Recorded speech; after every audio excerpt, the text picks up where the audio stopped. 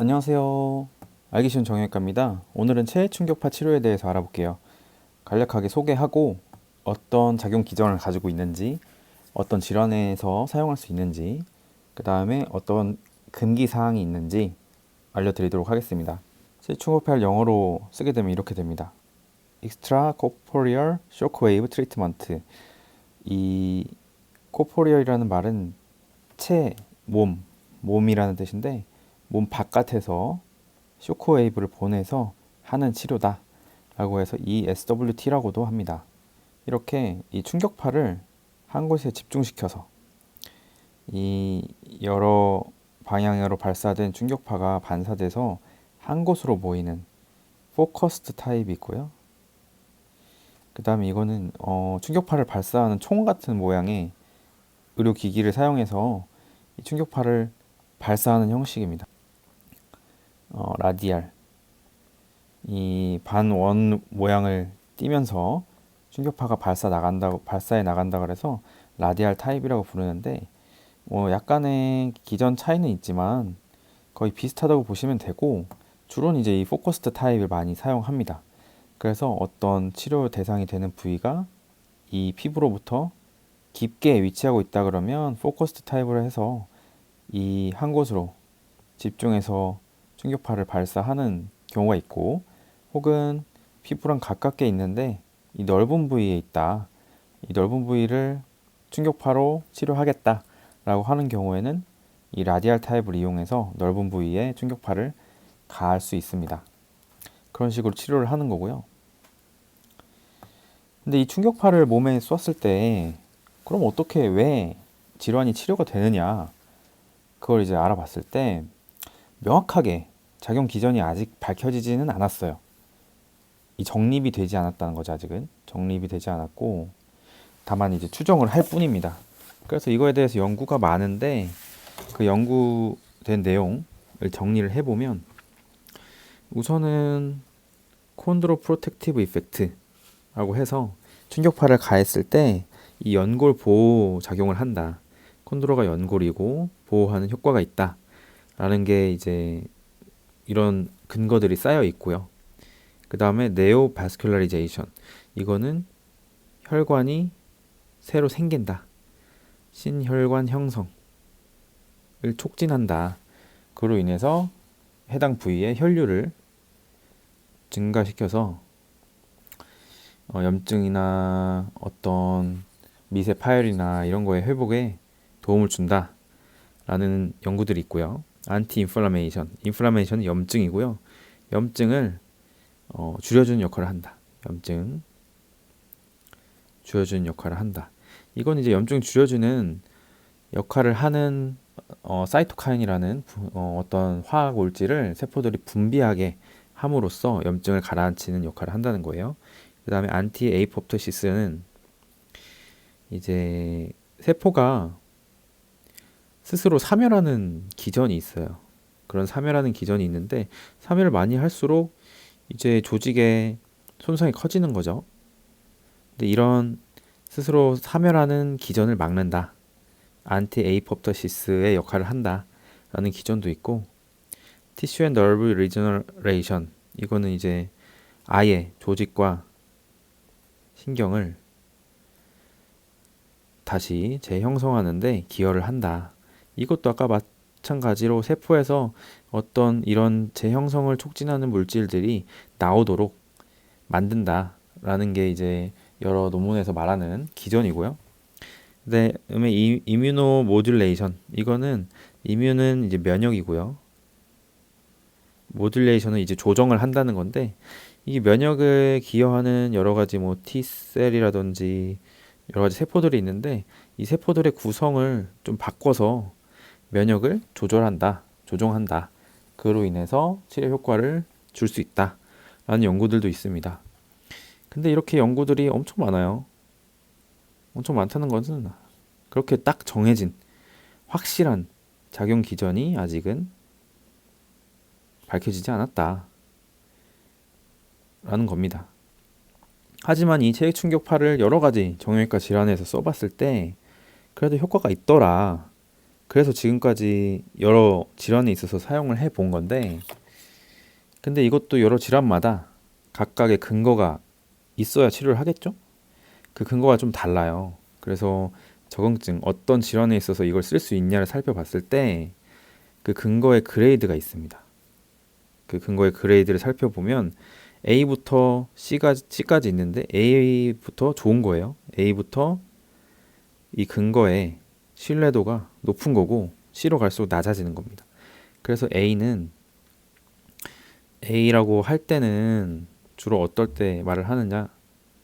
A는 이제 randomized control trial, controlled trial. 이거는 이제 대규모 임상 실험 중에서 무작위로 치료군을 배정했을 때 어떤 식으로 효과가 나오는지 그걸 보는 거예요. 이거를 이제 레벨 1 에비던스라고 하는데, 이런 대규모이면서 제대로 된 연구가 많이 이루어지고 거기서 효과가 입증됐을 때 그레이드 A라고 합니다.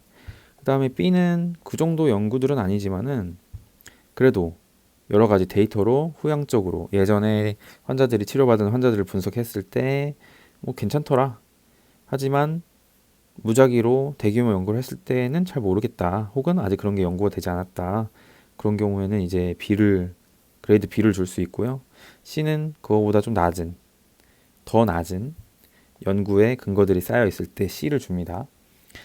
그래서 보통은 이제 A 그레이드가 있을 때는 이거는 진짜 임상적으로 많이 적용할 수 있겠다라고 생각을 하는 정도예요. 체액 충격파에 있어서는 두 가지 질환 정도가 이 그레이드 A에 적응증이 됩니다. 먼저 calcifying tendinopathy of shoulder. 이건 이제 보통 의학적으로 많이 설명하는 석회성 건염이에요. 어깨에 석회성 건염. 많이 들어보셨죠? 이거는 어깨에 석회가 침착해서 엄청 통증이 심한 그런 질환을 말하는 거고요. 경험해보신 분도 있을 거예요. 이런 질환이 있어서 충격파를 쓸 수 있다. 이거는 근거가 많이 쌓여져 있고 효과적임이 입증이 많이 됐다. 그 다음에 플란타 파시아이티스. 이것도 마찬가지로 체액 충격파가 효과적이다 라고 입증이 되어 있는데, 이거는 이제 족저 근막염입니다. 이 두 가지 질환에서는 근거가 많아요. 근거가 많기 때문에 지금 여러 많은 의사 선생님들이 쓰고 있고 치료 받으시고 있고요, 환자분들이. 그 다음에 그레이드 B로 내려가면 이 근거는 부족해도 치료했을 때 효과가 있다는 그런 연구들이 많은 질환들이에요. 먼저 테니스 엘보우. 이거는 팔꿈치 바깥쪽 신전근의 시작 부위에 통증이 생기는 거고요. 그레이터 트로칸터 페인 신드롬. 이거는 이제 대전자 통증 증후군이라고 해서 이 고관절의 바깥 부분, 이제 고관절의 이 바깥에 이 허벅지 옆에 가장 튀어나온 부분 있잖아요. 뼈가 만져지는 부분. 이걸 이제 대전자라고 하는데, 여기에 이제 힘줄 같은 게 계속 걸리면서 통증이 생기는 질환입니다. 고관절 옆쪽에 통증이 생기는 질환인데 여기서도 사용할 수 있다. 그 다음에 파텔라 텐디노패시. 이거는 슬개 건염이에요. 그 다음에 아킬레스 텐디노패시, 아킬레스 건염. 그 다음에 본 유니온이라고 하는 거는 이제 골절 후에 유합이 잘 되지 않은 골절 후 불유합 상태에서 이 충격파를 쐈을 때 이 유합이 촉진되는 게 있다. 그럴 때 이제 사용하는 경우가 드물게 있어요. 그것도 이제 그레이드 B로 속합니다. 그 다음에 그레이드 C. 그레이드 C는 사실은 임상적으로 환자한테 권유하기는 좀 어려운 정도의 근거인데, 여기에는 이제 어깨에 non-calcifying tendinopathy, 즉 석회가 침착하지 않는 힘줄의 병. 그러니까 보통 말하는 이제 회전근개 질환을 말하는 겁니다. 이 회전근개 질환에서는 충격파를 쓰는 게 아직 근거가 그렇게 많지 않다, 좀 부족하다라고 아시면 되겠습니다. 그래서 이 여러 가지 질환 중에 가장 근거가 많은 두 개의 질환, 이 석회성 건염과 족저근막염에 대해서 조금 더 살펴볼게요. 이제 석회성 건염은 이렇게 회전근개가 어깨에 이렇게 얇게 존재하는데 이 회전근개 안에 석회가 끼는 거예요. 뭐 어떤 이유로든 이 석회가 침착이 해서 여기 부위에 이게 흡수가 되면서 염증이 막 발생하면서 극심한 통증과 함께 운동 제한 같은 게 생기는 거죠. 그래서 여기에 충격파를 이런 식으로 쏴서 이게 더 흡수가 빨리 될 수 있도록 촉진을 시켜주는 겁니다. 근데 이제 충격파라는 게 이 매질의 성질이 다를수록 더 흡수가 잘 돼요. 딱딱한 매질일 때 더 흡수가 잘 된 성질이기 때문에 이 석회가 있으면 더 흡수가 잘 돼서 조금 더 효과적인 치료를 할 수 있다. 뭐 그런 근거가 있습니다. 근데 가장 먼저 이 체해 충격파 치료를 하는 건 아닙니다. 그래서 석회성 건염일 때는 가장 먼저는 약물 치료랑 그 다음에 조금 통증이 좋아지면 이제 운동 치료를 재활 치료죠. 같이 하는 거고요. 만약에 이런 보존적 치료에도 효과가 없다. 그러면 이제 체해 충격파를 하는 거예요. 처음부터 하는 건 아니고요. 그게 효과가 없을 때 체해 충격파를 한다. 근데 이거를 경우에 따라서는 이제 관절경을 넣어서 수술하는 경우도 있고요. 혹은 시술 같은 것도 있고 여러 가지 치료가 많아요. 근데 그 중에서 체해 충격파가 이런 거랑 비교했을 때 비슷하거나 뭐 더 좋은 효과를 보이는 다는 연구들도 있고, 그래서 이런 보존적인 치료가 실패했을 때 그 다음으로 체해 충격파를 고려할 수 있겠다라는 연구들이 많이 쌓여 있는 상태입니다. 그 다음에 여기는 족저근막염입니다. 족저근막염도 이 발의 밑바닥에 있는 족저근막이 이렇게 쫙 펴져 있는데 이 시작 부위, 이 부착 부위에서 발생하는 미세 파열 이로 인해서 생기는 통증, 그걸 이제 족저근막염이라고 하는데 족저근막염도 잘 안 나는 만성 질환이죠. 근데 여기서 족저근막염도 마찬가지로 처음에는 약물 치료하면서 뭐 스트레칭도 하고 깔창도 써보고 치료가 다양해요. 다양한 방법으로 일단은 치료를 하는데 이런 거를 뭐 6개월 내지 뭐 3개월, 6개월 길게 치료를 했는데도 효과가 없다. 그런 경우에는 이제 마찬가지로 체해 충격파를 하는 겁니다. 체해 충격파를 할 때는 석회성 건염과 마찬가지로 이런 약물 치료, 스트레칭 치료, 깔창 치료를 했을 때 효과가 없다. 이럴 때 이제 체해 충격파를 하는 겁니다. 그래서 이 두 가지 질환, 석회성 건염과 족저근막염에 있어서는 충분한 근거가 쌓여 있다. 그래서 체해 충격파를 보존적 치료에 실패했을 때 써볼 수가 있겠다라고 아시면 되겠습니다. 그러면 체해 충격파의 금기, 체해 충격파를 하면 안 되는 경우가 있겠죠. 그런 경우가 어떤 게 있을까? 주로 이제 체해 충격파를 할 때는 이 충격파의 강도가 높을 때, 그 다음에 낮을 때가 있는데 주로 높게 많이 사용을 합니다. 이런 높게 사용할 때 이런 경우에 금기가 된다라는 거를 알려드릴 건데요.